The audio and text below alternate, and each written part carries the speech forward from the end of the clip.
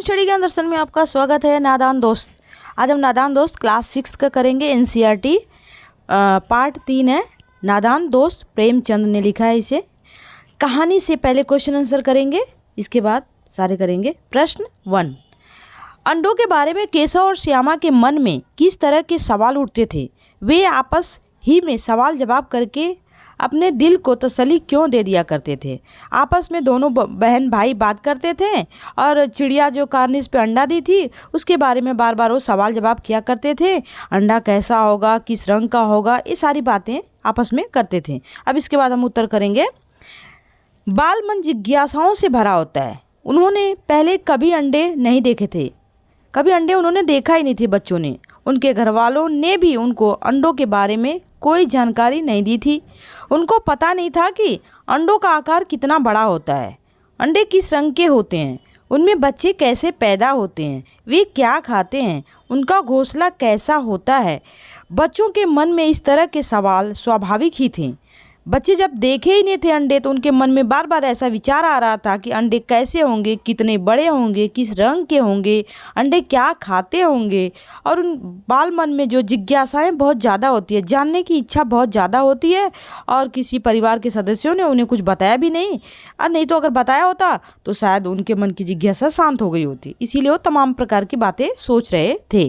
प्रश्न 2 है, केशव ने श्यामा से चिथड़े, टोकरी और दाना पानी मंगाकर कार्निस पर क्यों रखे थे?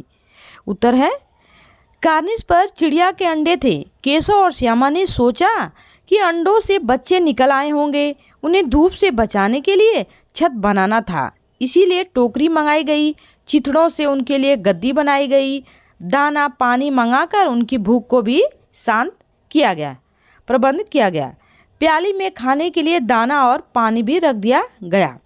केशव ने अपनी बहन से कहा कि जाके अंडों की व्यवस्था करना है। जो छत के किनारे जो जहाँ पे रखा जाता है और जहाँ पे एक छत खिड़कियों के नीचे एक बना रहता है सीमेंट का, उसे कार्निस कहते हैं। उसी पे एक घोंसला बना हुआ था और उसी पे उनको लगता था कि अंडा है, अंडा किस रंग का, कैसा होगा। अंडे को धूप लग रही है, बच्चे सोचते हैं टोकरी से छाया कर दें। थोड़ा चिथड़ा का मतलब होता है कपड़ा, पुराना कपड़ा को फोल्ड कर कर गद्दे जैसा बनाकर उस पर रख देते हैं अंडों को, और पानी और दाना भी रख देते हैं। वो सोचते हैं कि ये अंडे जो है ये इनको खाने के लिए हमें रख देना चाहिए। वो अच्छा समझते हैं, लेकिन उन्हें नहीं पता था कि अच्छा के चलते ही उनके साथ बुरा हो जाएगा, अंडे खराब हो जाएंगे। उनको बच्चों को पता नहीं था। प्रश्न 3 है, केशव और श्यामा ने चिड़िया के अंडों की रक्षा की या नादानी? इसमें उत्तर है, केशव और श्यामा ने अपनी ओर से तो उन अंडों की रक्षा की। अपने तरफ से तो बच्चों ने अंडों की रक्षा ही समझी थी, लेकिन उन्हें क्या पता कि बुरा हो जाएगा, करनी चाहिए, पर यह उनकी नादानी सिद्ध हुई। चिड़िया अपने अंडों की रक्षा स्वयं कर सकती थी। बच्चे ने अंडों की रक्षा करने का प्रयास में उन्हें छू कर गंदा कर दिया। उन्हें बात मालूम नहीं थी, इसलिए टच कर दिया अंडों को। यदि वे अंडों को छू लेंगे तो चिड़िया उन्हें छोड़ ही देगी। वास्तव में वे तो उन अंडों की रक्षा करना चाहते थे, लेकिन कुछ अलग हो गया। वो तो अब बच्चे हैं, वो तो सोचते थे कि हम उनकी रक्षा करेंगे, लेकिन नादानी में रक्षा की जगह हत्या हो जाती है। जब अगर अंडों को छू दिया जाता है तो चिड़िया उसे सेती नहीं है, उसमें से बच्चे नहीं निकालती है, उसे फेंक देती है, उसे गिरा देती है। लेकिन बच्चों को ये सारी बातें नहीं मालूम थी। वह तो चिड़िया की रक्षा करना चाहते थे, अंडों की रक्षा करना चाहते थे, लेकिन सारे अंडे क्या हो जाते हैं, छूने की वजह से गंदा हो जाते हैं, खराब हो जाते हैं।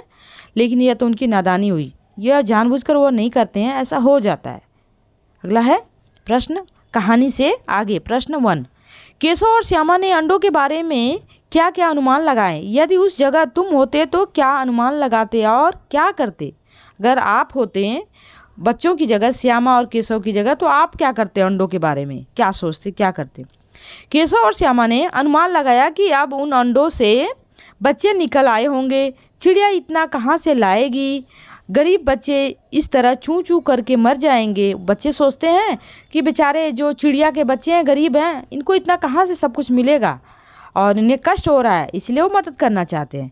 केशव और श्यामा की जगह हम होते तो हम अनुमान लगाते कि कोई जानवर या अन्य जीव जंतुओं को अंडों तक नहीं पहुँचा जाएगा। कार्निस तक कोई भी, आगे देखिए, कोई भी जानवर न पहुँचे।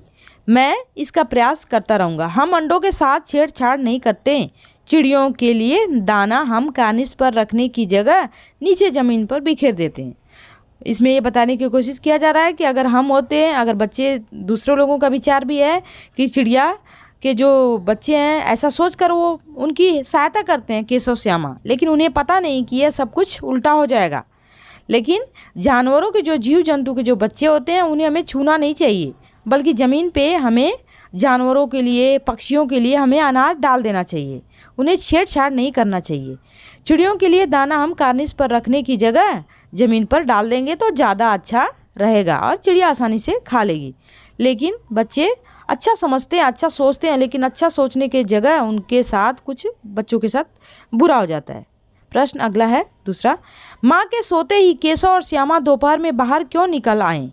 माँ के पूछने पर भी दोनों में से किसी ने किवाड़ खोलकर दोपहर में बाहर निकलने का कारण क्यों नहीं बताया, क्योंकि उनको पता है कि बताएंगे तो मार पड़ेगी। क्योंकि वही समय ऐसा था जब वे बाहर आकर चुपचाप चिड़िया के बच्चे को देख सकते थे। माँ उनको देख लेती तो अंडों को हाथ न लगाने देती। माँ के पूछने पर पिटाई के डर से दोनों में से किसी ने बाहर निकलने का कारण ही नहीं बताया, क्योंकि उन दोनों को पता था कि अगर हम बताएंगे तो हमें मार पड़ेगी, अच्छा खासा मार पड़ेगी। इसीलिए दोनों बच्चे बताने की कोशिश नहीं करते हैं और चुपचाप दोपहर के समय माँ सो जाती है तो अपने निकलते हैं और अंडों की सुरक्षा में लग जाते हैं। और माँ के पूछने पर वह बताते नहीं हैं कि अगर बताएंगे तो माँ अच्छा खासा पिटाई करेगी, इसलिए चुपचाप रहते हैं। लेकिन माँ तो माँ होती है, माँ को पता लग जाता है सच्चाई। प्रेमचंद जी ने इस कहानी का नाम नादान दोस्त रखा। आप इस कहानी का क्या शीर्षक देना चाहेंगे? इसमें है उत्तर है, हम इसका दूसरा अन्य शीर्षक रक्षा में हत्या या बच्चों की नादानी देना चाहेंगे। बच्चों की नादानी या रक्षा में हत्या इसका नाम दे सकते हैं, क्योंकि किसी को भी क्या पता कि ऐसा हो जाएगा। अगला प्रश्न है, भाषा की बात है। श्यामा माँ से बोली, मैंने आपकी बातचीत सुन ली है। ऊपर दिए उदाहरण में मैंने एक प्रयोग श्यामा के लिए और आपकी का प्रयोग माँ के लिए हो रहा है। जब सर्वनाम का प्रयोग कहने वाले, सुनने वाले या किसी तीसरे के लिए हो तो उसे पुरुषवाचक सर्वनाम कहते हैं। कहने वाला कोई कह रहा है या फिर कोई सुन रहा है तो पुरुषवाचक सर्वनाम होता है वहाँ पे। नीचे दिए गए वाक्यों में से 3 प्रकार के पुरुषवाचक सर्वनाम के नीचे रेखा खींचना है। मतलब 3 प्रकार के, यहाँ से उत्तर है, उत्तर शुरू होगा अभी। 3 प्रकार के सर्वनाम बताने हैं कि इसमें 3 प्रकार के सर्वनाम क्या हैं। एक दिन दीपू और नीलू यमुना तट पर बैठे शाम की ठंडी हवा का आनंद ले रहे थे। तभी उन्होंने देखा कि एक लंबा आदमी लड़खड़ाता हुआ उनकी ओर चला रहा था। उनकी ओर क्या हो रहा था? वो चला रहा था।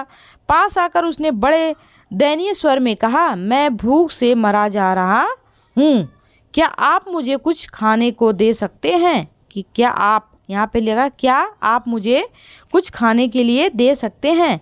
इस तरीके से हम सर्वनाम का प्रयोग जो है वह सुनने वाला कोई बात सुन रहा है उसके लिए करते हैं या फिर तीसरे के लिए हो तो उसे पुरुषवाचक कहते हैं। तो यहाँ पे है एक सुनने वाला है और एक जो है किसी दूसरे तीसरे के लिए बात कही जा रही है, उसे हम सर्वनाम कहते हैं। अगला प्रश्न है, इसमें प्रश्न 2 है, भाषा की बात है। तगड़े बच्चे, मसालेदार सब्जी, बड़ा अंडा। यहाँ रेखांकित शब्द क्रमशः बच्चे, सब्जी, अंडे विशेषण यानी गुण बता रहे हैं। गुणवाचक विशेषण कहते हैं। इसमें व्यक्ति या वस्तु के अच्छे बुरे हर तरह के गुण आते हैं। आप 4 गुणवाचक विशेषण लिखना है, आपको किताब में से ढूंढ के लिख सकते हैं। गुणवाचक विशेषण जो होता है वह किसी न किसी के गुण या गुण की विशेषता बताता है। किसी वस्तु के अच्छे या बुरे होने की बात वह बताता है, अच्छा बुरा, अच्छा हो या बुरा। अगला है गुणवाचक विशेषण वाक्य जो है, इसमें देखिए यहाँ पे ईमानदार, आयुष एक ईमानदार लड़का है। यहाँ पे ईमानदारी की बात की जा रही है तो ईमानदार एक गुण है। नीला, आसमान का रंग नीला है। आसमान का रंग क्या है? नीला है, उसका रंग है, उसका गुण है। मोटी, रीना मोटी है, रीना का जो आकार क्या है वो मोटा है। मीठा, सेब क्या है? मीठा है, ये भी उसका गुण है।